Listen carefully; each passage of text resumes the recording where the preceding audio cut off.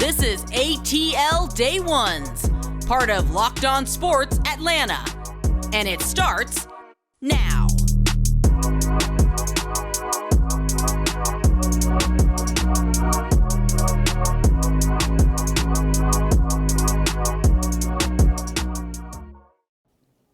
Welcome into ATL Day Ones with Jarvis and Tenitra. Woo, T. Let's welcome the people in. It is a Monday. We are locked and loaded. Oh, yeah, pun intended. Right here on ATL Day Ones with Jarvis and Tenitra. We want to start off by saying thank you for making ATL Day Ones your first listen of the day. And remember, we're free and available wherever you download your podcast. And wherever you download your podcast, make sure, I'm not going to preach violence today, but just go and leave us a 5-star review. You guys have been doing a really good job of that. It seemed like you only been leaving 5-star reviews. So, hey, I love it. Keep them coming. We appreciate you all for getting us to the 2,500 subscriber mark. Woo-hoo. You guys have been doing your absolute thing with that. Yeah. Now, we're going to go ahead and jump right into it. Now, did the Braves miss out on the opportunity to sweep the Nationals? Tenitra and I will tell you who you should have your eye on for the Atlanta Falcons, as we are only a couple of days away from the rookies reporting, and we're a little bit over a week away from the veterans reporting. And last but not least, and for the culture, we'll let you know which All-Star weekend you should add to your bucket list. Point blank, period. We got everything you need right here on ATL Day Ones. But, T, we got to start off with the Atlanta Braves. They actually go 3-1 with the Nationals. I know everybody was trying to get the sweep and everything. Yes. They lose yesterday. Spencer Strider get off to another rough start, and it just kind of interesting how he's just been struggling going into the All-Star break because, the trade deadline coming up, and it kind of seems like these past couple of performances are something that people have their eye on. Yeah. And maybe trying to start thinking about adding another arm, but I think Spencer Strider be okay. But what say you as far as where the Braves are and that pitching staff? But like I said, it was a lot of other good positives coming out of this series, though.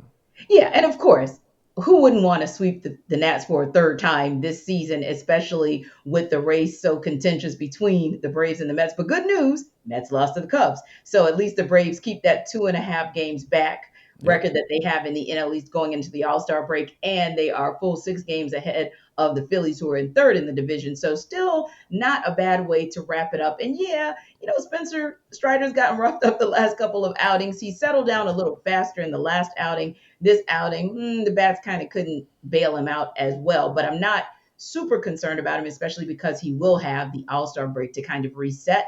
Now, Max Fried, and the fact that he's gotten dusted up a time or two and actually pulled himself out of the All-Star game, and he's probably not going to get the start when the Braves resume play this Friday at Truist Park against the Angels. However, I said, well, that could be just preventive maintenance, right? And I'd rather you have preventive maintenance, especially on a team that you can probably, if you can't sweep them, you'll probably at least win the series coming back, coupled with him taking himself out of the game. He's still going to be recognized as an all-star. Even if you didn't play, you still get the honor. And that gives your body and your arm a little bit more time to rest. But all that said, and still knowing what Ian Anderson has continued to look like, I'm still like, Alex Anthopoulos, you have a few extra days this year because I think the trade deadline was pushed back to like August 2nd. I still am in favor of an arm, Jarvis, whether that's an arm for the starting rotation or even the bullpen, because we're still seeing some ups and downs there. And we still don't quite know, for example, when we're going to get a Kirby Yates back to kind of shore up the bullpen. He's set to start his rehab assignment as well with Kirby Yates, that is. John Chuckery was so mad about him not being up that he kind of disappeared us on Friday. But, yeah, check out Hitting Hard with John Chuckery so you can kind of tell him what I said. We appreciate you. Thank you so much. But I think that the Braves are in a good space. And like you said, you can never have enough arms in today's game, right? When you have pitchers going to 5 innings, and that's a solid start for you, and you don't want to get to the point where we've seen it before, where the bullpens get burned out, and Brian Snitker just runs through all of the arms that he has in the bullpen, and you don't want to get to that space. So I think that if the Braves are are have a much needed break here. And I Hmm. think that, it wasn't necessarily that big of a deal. They weren't able to sweep the Nats, but Right. I think we're going to get a really good shot at what they are going to do coming up in the second half of the season. Hmm. But before we get to the Atlanta Falcons and who you should have your eye on, T, tell the people about Sports Card Investor.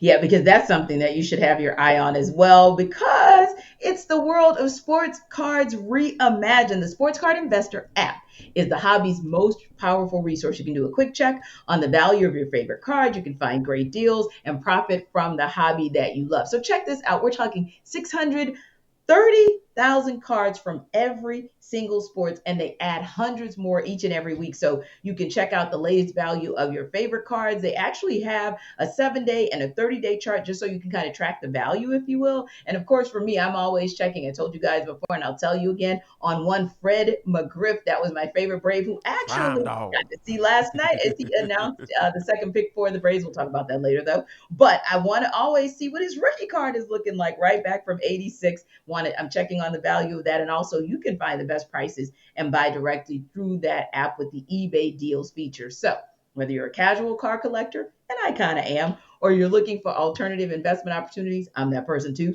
The free Sports Card Investor app has something for you. Now, you download that Sports Card Investor app today. It's available for free in the Google Play and Apple app stores, or you can go to sportscardinvestor.com/locked on. Again, great values, great deals on the first cards of breakout stars or prospects. The Braves actually took 3 right-handed pitchers last night, so you might want to pick up their cards right now before they really, really get out of control with their value. And you can, of course, go back in time and see how much your favorite old cards are worth. Again, that is sportscardinvestor.com/locked on. Sports Card Investors. Check it out. /locked on. That's where you need to go. Well, also where you need to go is you probably need to make your way up to Flowery Branch at some point during the summer, because guess what? The rookies report tomorrow, July the Yeah. 19th. And the veterans report a day after my birthday, July the 26th. That's why I could never go out and party when I played ball back in the day, because I was always at the report for camp, so I couldn't do my thing. But that's a personal thing. That's a personal issue. But Right. now, I know Some FOMO that's going on. yeah. That's like just move on, Jarvis. Come on now, get out of your feelings. But Right. I think that one of the things that we've been talking about, T, as far as and we talked about ad nauseum on this show, as far as who are the people that need to step up this season, coming into this season. And I think that with the rookie draft class, I think that's the first place where I feel like I want to settle in right there, as far as who we have our eye on. I know the first guy that comes to mind for me, I know everybody all in love with the sexy. Don't care about sexy. I want the uglies. Go down. I know Drake London is a sexy, that's a sexy pick, pass catching and all that good stuff. That's cool and cute. But I'm going with Arnold Ebiketie. I want to see when he lines up against Caleb McGarry on one-on-ones, when they go into team individual period, and those the D linemen and the edge rushers run down to the offensive line, because they always make us go to the offensive line for some strange reason. I don't never understood that. But we go down there, and I want to see him put his hand in the dirt and whoop each and every person that he goes up against. It's specifically Michaela McGarry, because I think that'll be a good sign, because, you can establish a precedent with him. You probably can establish a precedent with a bad tackle every now and then when you run up against Yeah. on Sundays at 1 o'clock. So I think Arnold Yeah. Ebiketie is a guy I'm definitely going to have my eye on to start off. That's a great point. That is a really great point, because that's what I'm kind of looking at as well. The obvious, I don't want to do that, because we've kind of been paying attention to Desmond Ritter and Drake London and kind of seeing what they could do even through rookie minicamp, and kind of heard all the Mm-hmm. accolades. But like you said, kind of going down the depth chart of those rookies and kind of seeing what they can do. And so you look at somebody like the you hope D'Angelo Malone will be sneaky good, because you need Indeed. him to be sneaky good. You need there to be at every turn Dean Pease to have as many weapons as he can work with. But on that same token, now I'm going to take you super old school Falcons fans. I look at Okay. somebody like Jamie Dukes, who, if I remember Ooh. correctly, was undrafted and then gave 10 Mm. productive years to the Atlanta Falcons on that O line, right? Right. Maybe, just maybe, you'll get something like that out of Justin Shaper.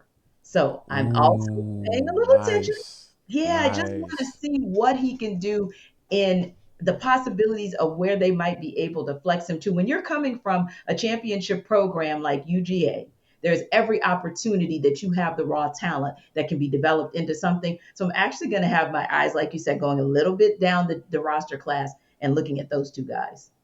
No doubt about it. And that's in talking with, getting a chance to kind of just know Justin and as he was, coming through high school and kind of going up into Georgia and being down playing for the Bulldogs and everything like that, and you kind of follow along with his career, he just seems like he's the type of guy. He fits the profile of a guy that can do something like a Jamie Deuce did. Yeah. Just come in, no real expectations like that, and just come in and just be a solid starter for you going forward. And if the Terry Fontenot was able to get a guy like that, what, in the 6th round he was drafted? Yes. Oh my goodness, you talking about value and what the Falcons need. They need cheap labor. I hate to put it like that, but that's exactly what they need at this point when you're talking about building out a team to win games. So yes, I'm definitely on board with that pick because he's a guy that can turn some heads in one-on-ones as well, and that's what I love about it. It's just all about competition, you versus the next man.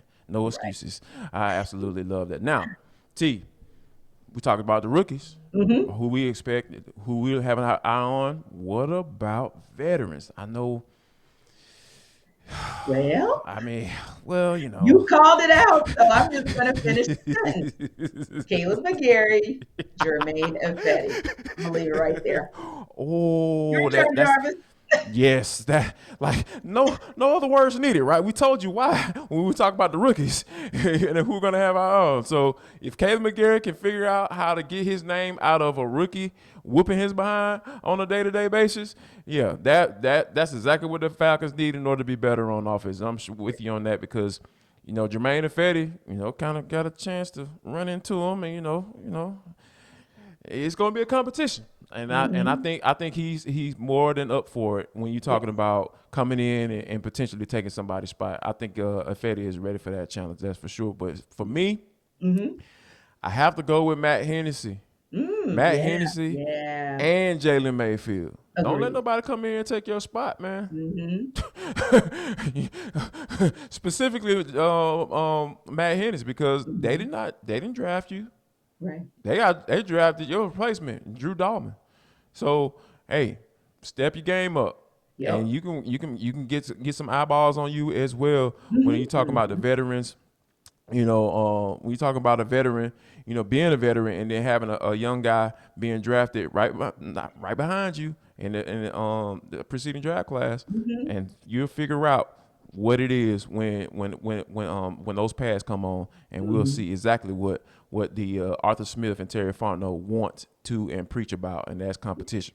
Now, T, last but not least, the Atlanta Dream, they get the dub against Phoenix, and please tell the folks what's really been going on with the Dream and how they've been doing their thing in spite of their injuries they've been having. Exactly. And you look at Friday night, that was a really tough game for them.